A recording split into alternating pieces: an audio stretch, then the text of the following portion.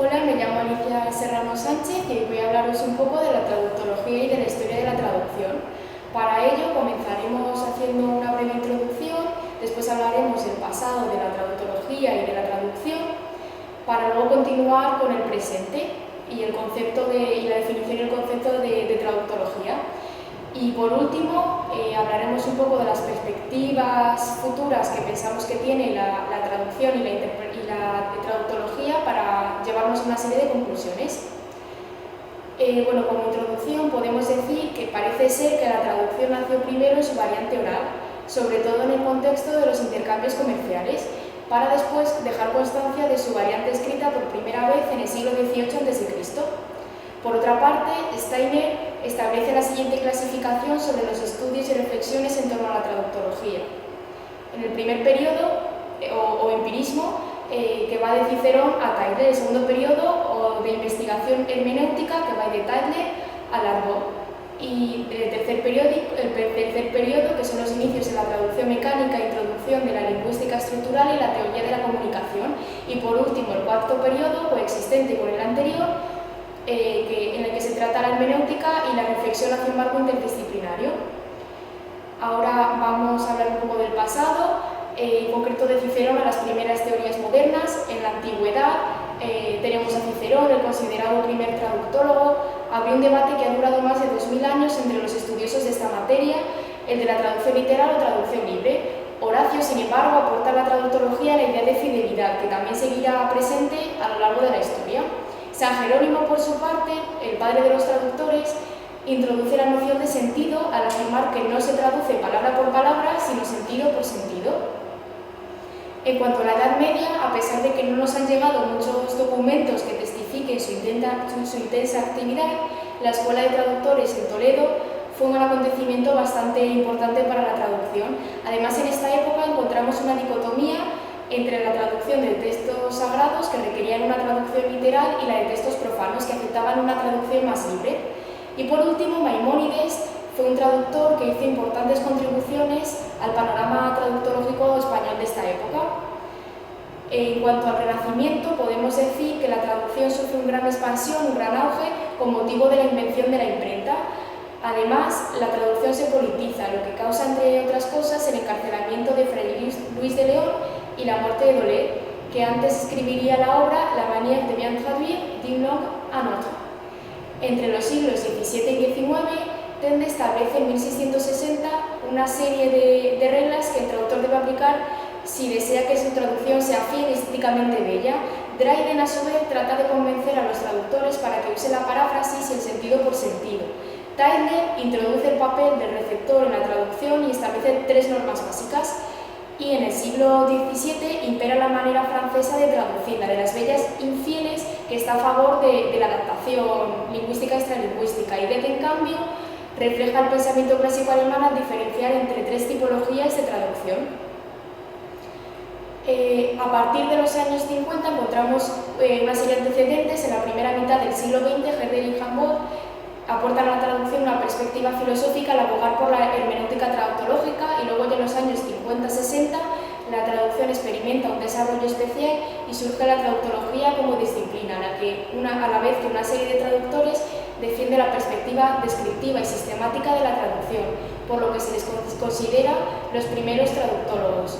Es en esta época cuando Cary revisa la situación de la traducción en aquellos años desde una perspectiva globalizadora. Binay y D'Arbennet publican en 1958 Estilística comparada del francés y del inglés, donde describe la operación de traducción como un paso de una lengua A a una lengua B, es decir, se transmite una realidad X de un idioma a otro. Fedorov y Jacobson, por su parte, proponen un acercamiento a la lingüística, lo que suponía un tema bastante polémico en aquella época. En cuanto a los años 70, en estos años los traductores empiezan a reivindicar el carácter autónomo de la traductología más allá de la lingüística. Es entonces cuando Reis señala la importancia de las tipologías textuales en la traducción, y Naida y Tabet crean el concepto de equivalencia dinámica. También es en este periodo cuando la teoría del discurso y la sociolingüística adquieren un papel destacado. Austin y Shelley proponen, en relación con los actos del lenguaje, las fuerzas locutoria y perlocutoria, y Bernier asocia la traducción con una operación posible gracias a la palabra. Steiner, en cambio, aporta a la traducción una visión filosófico-hermenéutica. Y en último lugar podemos citar la aparición de la teoría del polisistema, que rompe con las perspectivas más tradicionales y analiza la traducción desde el punto de vista de los textos literarios y donde destaca Turing. En los años 80, Peter Newman distingue entre la traducción semántica, que tiene en cuenta el contenido y subordina la fidelidad al contexto, y la traducción comunicativa, que pretende conseguir el mismo impacto en la lengua origen que en la lengua meta. Por otro lado, el papel central de la traducción pasa de la lengua meta al receptor. Y además podemos diferenciar claramente 5 enfoques distintos: el lingüístico, el textual, el comunicativo sociocultural, el filosófico y hermenéutico y el cognitivo. Dentro de este último cabe destacar la teoría del sentido, desarrollada especialmente por intérpretes como Seleskovitz y Lederer. A esto hay que añadir la postura de Bergman, que supone una crítica a las posturas tradicionales, a las que tacha de etnocéntricas.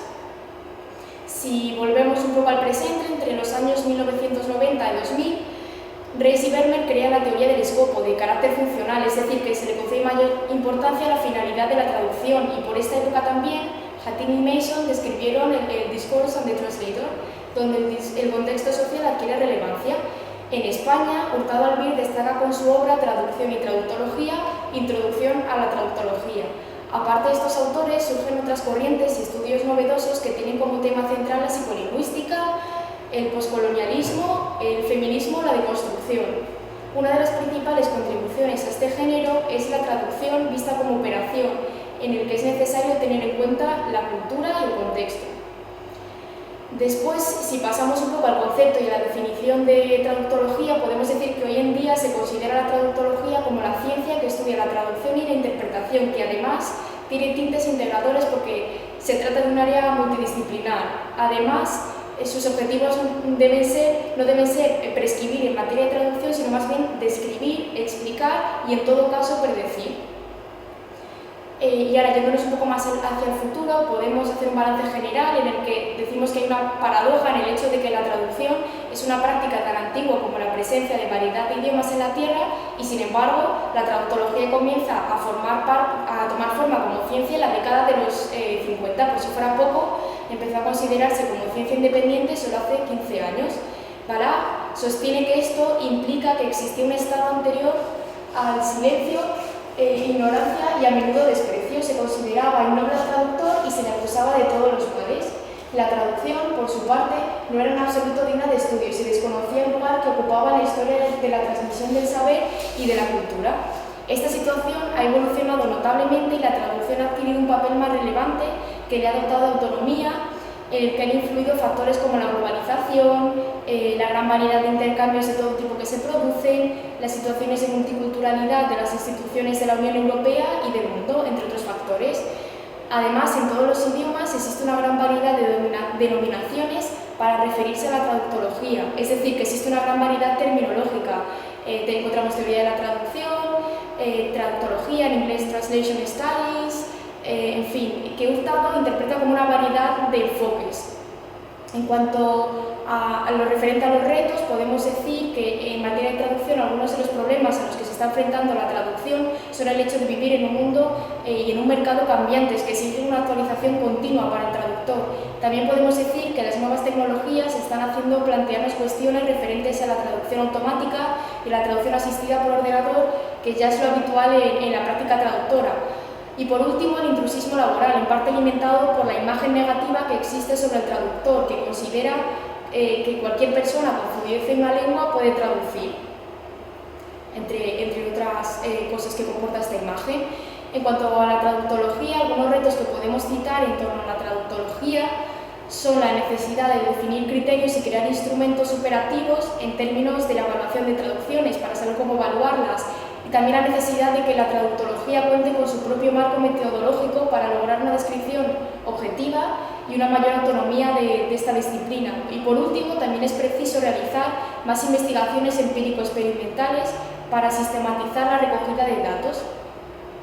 Para finalizar este trabajo de investigación en torno a la historia de la traductología, podemos incluir esta cita de Miguel Ángel Vega Cernuda, que resume muy bien la historia de la traductología, ¿no? Que está marcada por sus primeros pensadores, pero que evoluciona y se desarrolla hasta adquirir matices integradores desde el punto de vista tecnológico y multidisciplinar. Y dice Jerónimo de Estridón: de vivir hoy echaría mano del ordenador, pero sin abandonar la profunda sabiduría filológica adquirida en el trato con los clásicos.